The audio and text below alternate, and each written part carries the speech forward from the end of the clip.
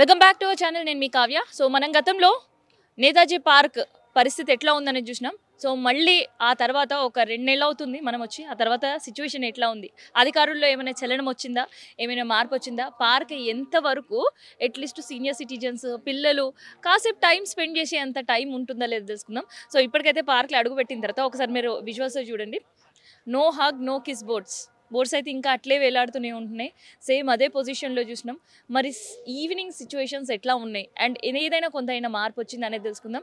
And దీంతోపాటు sanitization సంబంధించి issues కావచ్చు, లేదంటే పెట్రోలింగ్ వెహికల్స్ ఇష్యూస్ కావచ్చు, అండ్ దాంతోపాటు హాస్టల్స్ ఫేస్ చేస్తున్న ఇష్యూస్ కావచ్చు, ఇట్లాంటివన్నీ కూడా తెలుసుకునే ప్రయత్నం అయితే చేద్దాం. సార్ నమస్తే. చెప్పండి. సో ఎట్లా ఉంది, మనం లాస్ట్ 2 months బ్యాక్ వచ్చాం అవును. ఇదే పార్క్. అప్పటికి ఇప్పటికి ఏమంత తేడా లేదు. ఒక 10% కొంచెం మారింది. ఇక ఈ హాస్టల్ల మూలననే న్యూసెన్స్ ఎక్కువ ఉన్నది. హాస్టల్ బాయ్స్ గర్ల్స్ హాస్టల్స్ పక్క పక్కనే ఉండడం, వాళ్ళే వచ్చి ఇంట్లో కూకోవడం, సీనియర్స్ వస్తే కూడా వాళ్ళను రికగ్నైజ్ చేయకుండా వాళ్ళంతా వాళ్ళే గడుపుకోవడం, అట్లాంటి టైప్ ఉన్నది. ఇక దానికి మేము ఇవన్నీ బోర్డ్స్ పెట్టినాం. అవేర్నెస్ కావాలి, వాళ్ళకు కొంచెం కనువిప్పు కావాలని. అయినా కూడా they are overlooking the boards and all the things. They are doing their own. అట్లా ఉంది. ఇక శానిటేషన్ కూడా ఇక్కడ ఇంకోటి, సో హాస్టల్స్ తోటే ఎంత ప్రాబ్లం ఫేస్ చేస్తున్నారు అనేది లాస్ట్ లో కూడా మేము చూసాం గతంలో వచ్చినప్పుడు. సో ఇప్పుడు ఏమైనా చేంజ్ కనిపించిందా? ఇన్ని బోర్డ్స్ పెట్టడం, కంటిన్యూ మానిటర్ చేయడం, మీరు సెల్ఫ్ గా ఇంట్రెస్ట్ తీసుకొని మీ వాళ్ళందరూ కాలనీ వాళ్ళందరూ తిరగడం చేసినా కూడా ఇప్పుడు క్రౌడ్ ఎక్కువైతుంది కానీ తక్కువైతే లేదు. డే బై డే హాస్టల్ ఎక్కువైతున్నాయి. డే బై డే హాస్టల్ కూడా అట్నే పెరుగుతున్నాయి. రోజు 15 రోజులలో 2-3 హాస్టల్ పెరుగుతూనే ఉన్నాయి. ఆ ఇన్మేట్స్ కూడా అట్నే వస్తుండ్రు, అటు తీసుకుంటుండ్రు. వాళ్ళు ఎక్కడికి వెళ్ళి వస్తుండ్రు, ఏం చేస్తుండ్రు, చదువుకుంటానికి వస్తుండ్రా లేకుంటే ఇంకేమైనా చేస్తానికి వస్తుండ్రా, అదేమన్నా గమనిస్తలేరు వాళ్ళు. హాస్టల్ వాళ్ళు కూడా అది రిస్ట్రిక్ట్ టైమింగ్స్ పెట్టాలి వాళ్ళకు. ఈ సర్టెన్ టైం తర్వాత క్లోజ్ అయిపోతుంది, ఎవడు రావడానికి పోవడానికి లేదు, అట్లా ఉండాలి. పార్కింగ్ విషయం కూడా అట్నే ఉంది. పార్కింగ్ కూడా మొత్తం రోడ్ల మీదనే పార్కింగ్. 2 వీలర్స్ పార్కింగ్ అక్కడ ఇక్కడ 2 దిక్కులో పెట్టేస్తారు. 2 గల్లీ ఒక 20 feet లైన్ ఉందనుకోండి. అక్కడ వాడు ఇక్కడ 5-6 ఫీట్లు ఆక్యుపై చేసుకుని నీకు మధ్యలోకి వెళ్ళి ఒక కారు కూడా పోదు. అంబులెన్స్ వచ్చిన ఎమర్జెన్సీ వస్తే ఎత్తుకపోవాల్సి వస్తుంది. ఎమర్జెన్సీ పేషెంట్ అంబులెన్స్ కూడా రాని పరిస్థితి, ట్యాంకర్లు రాని పరిస్థితి. ఇట్లా ఉంది సిచ్యువేషన్. హాస్టల్స్ ఆక్యుపేషన్ పెరిగిన తర్వాత డ్రైనేజ్ వ్యవస్థ ఎట్లా ఉంది అండ్ డ్రింకింగ్ వాటర్ వ్యవస్థ ఎట్లా ఫ్లోయింగ్ ఉంది. అప్పుడప్పుడు మేము కంప్లైంట్ చేస్తున్నాము, వచ్చి తీస్తున్నారు. మళ్ళీ యథావిధిగానే మళ్ళీ ఓవర్ఫ్లో అవుతూనే ఉన్నాయి అక్కడక్కడ. ఏదన్నా ఎవరైనా కంప్లైంట్ చేస్తే మేము వాళ్ళకు పెడుతున్నాము, కంప్లైంట్ చేస్తున్నాము. అఫీషియల్స్కి వస్తున్నారు. ఆన్లైన్లో బుక్ చేస్తే మాత్రం వచ్చి ఇమీడియట్గా నెక్స్ట్ డేనో ఈవినింగ్ వరకు చేస్తున్నారు.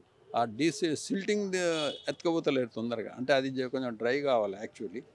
అంటే ఇక మాకు తెలిసిన ప్రకారం మేము మున్సిపల్ కమిషన్ చేసినా మాకు తెలుసు, అది కొంచెం డ్రై అయినాక లేవడతారు. అది లేక పచ్చిగా ఉంటే ఆ వెహికల్ కూడా తడిచి వెయిట్ అవుతుంది. అట్లని ఇప్పుడు పెట్టిండ్రు వాళ్ళు కూడా సురక్ష ఆటోలు పెట్టిండ్రు కదా, సర్వేక్షణ ఆటోలు పెట్టిండ్రు. దానికి సపరేట్ కేటాయించిండ్రు డ్రైనేజ్ వాళ్ళకు. అట్లా కొంచెం ఇంప్రూవ్మెంట్ ఉంది. ముందట అంత అధ్వానంగా లేదు. ఇక ఉన్నది ఇక యూటిలైజేషన్ బట్టి ఉంటుంది. Overcrowded women PG men's PG తోటే ఇట్లాంటి నరకం చూస్తున్నారు. అసలు కో లివింగ్ అనేది ఇంకొక దరిద్రమైన ట్రెండ్ ఒకటి స్టార్ట్ అయింది. అదే ఆ ట్రెండ్ ఇప్పుడు ఇంకా మా దగ్గరికి రాలేదు. ఇంకా ఈ హౌసింగ్ బోర్డులకు ఆ సిచ్యువేషన్ రాలేదు. కాకపోతే హోటల్స్ ఏదో పెడుతుండ్రు, ఓయో హోటల్ ఓయో అని సెల్ఫ్ లివింగ్ ఇది గెస్ట్ ఇదని చెప్పి అట్లా ఇవి కూడా ఆ టైప్ వచ్చేసింది. ఇప్పుడు మీరు అన్నట్టు ఆ సిచ్యువేషన్కి వస్తుంది. అది రాకుండా కొంచెం రిస్ట్రిక్షన్ చేయాలి మరి. అట్లా మేము ముందు ఇప్పుడు ఇంకొక పెద్ద టాస్క్ గా కనిపిస్తుందేమో, ఇట్లాంటి హాస్టల్స్ మళ్ళీ కాలనీలకు రాకుండా చూడడం అనేది మంచిది. అది రాకుండా చూడడం మంచిది. కాకపోతే ఏ లైన్లో ఉంటే ఆ లైన్ వాళ్ళు కట్టుదిట్టంగా చేసుకునే బాధ్యత ఉంటే బాగుంటుంది. ఎవరో ఒకరు మన అసోసియేషన్ వాళ్ళు చెప్తుండ్రు, వాళ్ళే వచ్చి కాన్సన్ట్రేట్ చేసి చెప్పాలని అంటే అది కుదరని పని.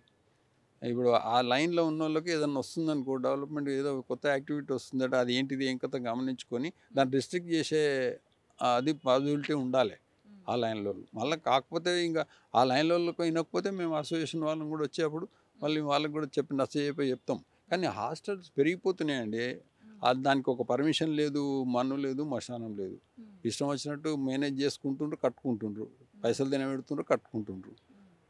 వేరే ఎవరన్నా ఇండివిజువల్ ఎవడన్నా ఏం అనామకుడైతే ఏదైనా కూల కొడుతుంటే వాడు ఎంబడే వస్తాడు, తెల్లారే వచ్చి మా సార్ రమ్మంటుండు అదని ఇదని అట్లా మేనేజ్ చేసుకుంటానికి ఇవన్నీ.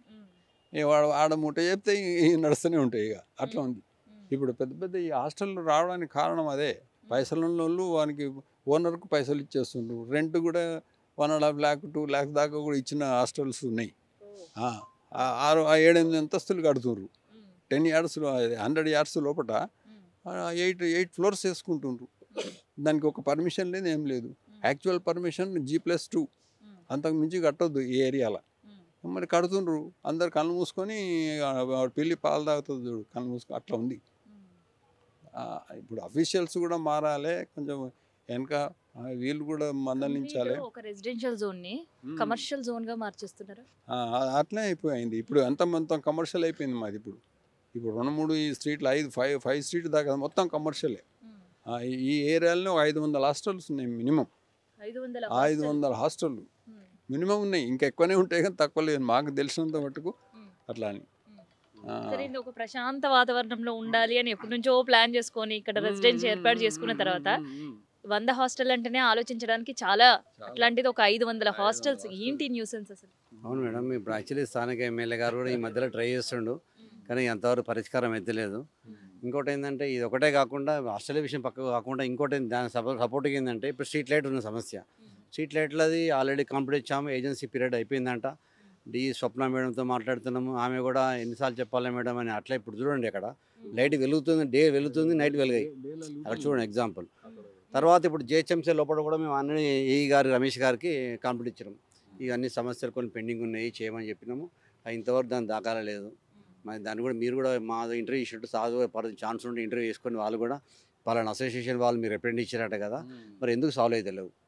యాక్చువల్లీ ఏంటంటే ఇప్పుడు నేతాజీ పార్క్లో 2 బోర్డులు ఉన్నాయి మేడం. లైటింగ్ బోర్డు గాలిలో పడిపోయినాయి. సరే మేమే కలిసి బోర్డు టెంపరీ పెట్టినాం. దానికి లైటింగ్ లెటర్స్ అన్నీ వెళ్ళిపోయినాయి, కింద పడిపోయినాయి.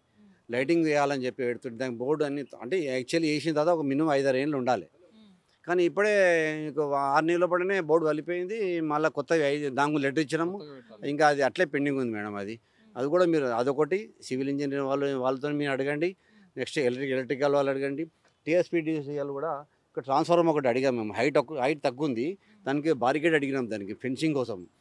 ఫెన్సింగ్ కూడా ఈరోజు మన DE గారు ఉన్నారు ఇక్కడ, ఎలక్ట్రికల్ TSPDCL అంటారు కదా, ఆయన కూడా అడిగాం. మీరు ఆయన ఛాన్స్ ఉంటే ఆయన కూడా అడగండి.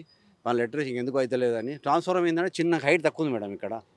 మీరు ఎన్ని కంప్లైంట్స్ ఇచ్చినా కూడా అయితలే, కానీ హాస్టల్స్ వాళ్ళకి ఎందుకు ఇంత తొందరగా పర్మిషన్స్ చకచకా వర్క్లు జరిగిపోతుంది? అదేమో వాళ్ళ చేతగా మేడం, అది పర్మిషన్ కాదు, అఫీషియల్ పర్మిషన్ కానే కదా, అది పర్మిషన్ లేకుండానే అవుతుంది అది, అంతే. సరే, ఏంటి మీరు ఎన్ని ఇయర్స్ నుంచి ఉంటున్నారండి? నేను 30 years అండి. 30 years మీరు ఫస్ట్ ఈ కాలనీలో అడుగు పెట్టినప్పుడు ఎట్లా ఉండే అసలు ఈ కాలనీ? అసలు మాకు చాలా హ్యాపీగా ఉన్నామండి. ఎందుకంటే ఇలాంటిది కాలనీ మాకు దొరుకుతుందా, ఇలా ప్రశాంతం అనుకున్నాం. రాను ఇప్పుడు ఏ విధంగా తయారైంది. ఇక 30 years గురించి అయితే ఇప్పుడు నేను మాట్లాడడానికి కూడా అడగలేని సిచ్యువేషన్ కనిపిస్తుంది. ఒక పాస్ట్ 5 years క్రితం ఎట్లా ఉండే ఇక్కడ? కొంచెం అంత లేదు, కానీ ఇప్పుడు ఈ 5 years నుంచి ఎక్కువైంది మేడం, చాలా ఎక్కువైంది న్యూసెన్స్. అయినా మీరు థ్యాంక్స్ చెప్పాలి. మీకు ఫస్ట్ మీరే ఇక్కడ వచ్చేసి స్టార్ట్ చేశారు. మీరు రెగ్యులర్ టచ్లో కూడా ఉన్నారు ఇలాగా తీసుకొని.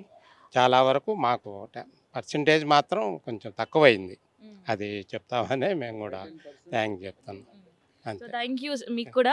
సో ఎట్లా ఉంది ఇప్పుడు హాస్టల్ సిచ్యువేషన్స్? మళ్ళీ ఒక 500 హాస్టల్స్తో ప్రతినిత్యం మనం వాళ్ళతో హెట్టికే ఉండడం అంటే ఎట్లా అవుతుంది సార్ అసలు? అది మేడం, మేమే కాదు, ఎమ్మెల్యే దగ్గర నుంచి పొలిటీషియన్లు మొత్తం అఫీషియల్స్ కూడా వాళ్ళకు బాగా రెంట్లు అమౌంట్ ఎక్కువ వస్తుంది. ట్యాక్సుల పర్పస్ కమర్షియల్గా కరెంటు బిల్లు కానీ వాటర్ బిల్లు కానీ ట్యాక్సులు ఒక్కొక్కరికి 2-3 lakhs ట్యాక్స్ ఇస్తున్నారు. మరి హాస్టల్ అంతా పెట్టుకొని 3 lakhs వాళ్ళు గవర్నమెంట్ కలెక్షన్ చేస్తుంది. పర్మిషన్ ఇచ్చింది గ్రౌండ్ ప్లస్ 2K అనఫిషియల్గా కట్టుకున్నారు. ట్యాక్సులు 2 lakhs 3 lakhs ట్యాక్సులు కడుతున్నారు. మరి అవి గవర్నమెంట్ ఎట్లా ఎంకరేజ్ చేస్తుంది, అది మెయిన్గా గవర్నమెంట్. వాటర్ ప్రాబ్లం అండి. ఎందుకంటే ఇంతమంది హాస్టల్స్ ఉన్నారంటే చాలా ప్రాబ్లం. అది గవర్నమెంట్ డిసిషన్ తీసుకోవాలి. వాటర్ అయితే ప్రాబ్లం ఉంది. రెసిడెన్స్ వాళ్ళకు ప్రాబ్లమే వాటర్ ఈ హాస్టల్ వల్ల. మరి గవర్నమెంట్ ఏం చేయాలి? ముందు అవి చూసిన తర్వాతే హాస్టల్కి పర్మిషన్ ఇవ్వాలి. అవి జరగడం లేదు. డ్రైనేజ్ కూడా అండి చాలా ఓవర్గా ఉంది. ఎందుకంటే పబ్లిక్ ఎక్కువైంది కదా, చాలా కష్టంగా ఉంది. కాబట్టి అవి గవర్నమెంటే ఇన్వాల్వ్ అయింది వీటిల్లో. మేము ఎంత ఫైట్ చేసినా పర్మిషన్లు వాళ్ళే ఇస్తున్నారు, ట్యాక్స్లు వస్తున్నాయి. మరి ఏమన్నా అంటే గవర్నమెంట్ హాస్టల్స్ పెట్టాలి యాక్చువల్గా. వేరే ఇక్కడేమో ప్రైవేట్ వాళ్ళు అయితే పెట్టుకుంటున్నారు, ట్యాక్స్లు వాళ్ళు చేస్తున్నారు. అలా జరుగుతుంది మేడం. కంప్లీట్గా ఇది ఒక రెసిడెన్షియల్ ఏరియా. రెసిడెన్షియల్సే ఉంటారు, హాస్టల్స్ అక్కడో ఇక్కడో కనిపిస్తాయేమో అని అనుకున్నాం. కానీ ఇక్కడ రెసిడెన్షియల్స్ తక్కువ కనిపిస్తున్నారు. తక్కువ ఉండడం కూడా లేదు మేడం. అందరూ ఆల్మోస్ట్ బయటకు వెళ్ళిపోతున్నారు. ఎందుకలా? ఇదే ఉంది కదా, హాస్టల్స్ ఎక్కువ ఉన్నాయి. డే అండ్ నైట్ పిల్లలందరూ వస్తున్నారు, ఉంటున్నారు. మరి రెసిడెన్షియల్ ఉండేదానికి కొంచెం న్యూసెన్స్గానే ఉంటుంది. ఇబ్బందే కదా, ఎలాగా ఉంటారు. కనీసం అంటే ఎటైర్ ఆఫ్ మీ కాలనీ చూస్తుంటే చాలా ప్రశాంతంగా అనిపిస్తుంది. అట్లీస్ట్ పార్క్లో లేకుండా ఈవినింగ్స్ అయినా బయటకి రావడానికి ఉంటుందా సిచ్యువేషన్? చాలా కష్టం మేడం. వందల మందే కదా రోడ్డు పైన, వందల మంది. ఇంకా మరి ఎలా ఉంటుంది? ట్రాఫిక్ జామ్ అవుతుంటుంది. మెయిన్ రోడ్డు వాళ్ళు కూడా కాలనీలోంచి లోపల రోడ్ల నుంచే వెళ్ళిపోతున్నారు. అది మాత్రం గవర్నమెంట్ కొంచెం అవి చూడాలి. కానీ మేము అసోసియేషన్ తరఫున ఫైట్ చేస్తున్నాము, కానీ వాళ్ళు గవర్నమెంట్ చేసే పనులు వాళ్ళు చేస్తున్నారు. అవునమ్మా, ఎక్కువ అవుతున్నాయి. 12 అయితే అవే ఇంకా ఎక్కువ. వాళ్ళు బర్త్డేలు, వాళ్ళు మ్యారేజ్ డేలు అన్నీ మొత్తం అంతా బయటే రోడ్ల మీదనే. చాలా డిస్టర్బెన్స్ ఉంది అందరు. మరి రిస్ట్రిక్షన్ కోసం పెట్రోలింగ్ వెహికల్ కావచ్చు, లేదంటే మీరు మందలించినాక ఊరుకుంటారా? వాళ్ళు ఊరుకోరు. అయినా ఇప్పుడు పెట్రోలింగ్కి వస్తున్నారు, ఈ మధ్యన వస్తున్నారు. మేము వాళ్ళని చేస్తున్నాం. అంతా కాలేదు, అనుకున్నంత జరగడం లేదు. వచ్చి పోతున్నారు. అది రెగ్యులర్ చేయాలి, భయం ఉంటుంది, అది జరగడం లేదు.